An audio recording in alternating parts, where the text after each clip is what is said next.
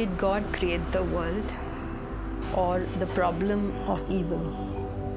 Many religious preachers, many religions take the stance that God created the world.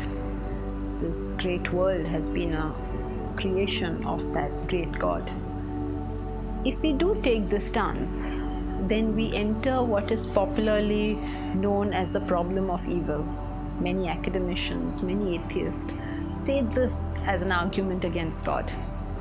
They say that if God created the world, and if God is just and pure and benevolent, all-knowing, how can such a perfect God create such an imperfect world? How is this possible? Either he's not just, or he's not all-knowing, or he's not benevolent, but God by definition has to be all these. So how can this great good God create this imperfect world, create a world where there's pestilence, where there is war, where there's famine, where there is crime, where the poor are treated badly, where there seems to be just bad luck for some, a child born in a poor family, visually handicapped? I mean, how do all these things happen if God created the world? If such a perfect being creates a world, it should be a perfect world, and this doesn't appear perfect. So when we take the stance that God has created the world, we enter this thing which is known as the problem of evil. So Vedanta does not take the stance that God created the world. God creating the world implies that God is performing an action. All actions, as you know, come from desires or vasanas.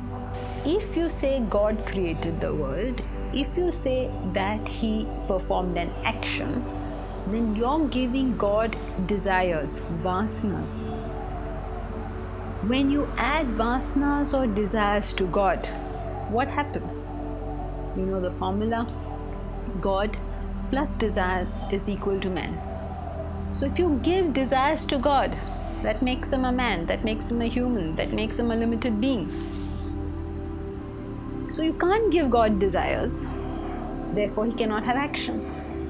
So if God did not create the world, then what is the relationship between God and the world?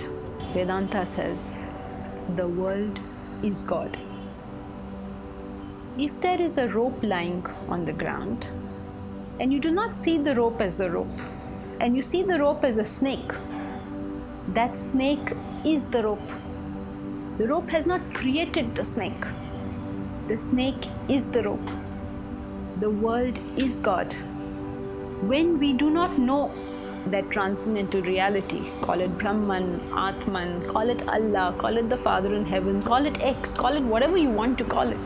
When we don't know that transcendental reality, that ignorance of the self, what comes out of it is desires.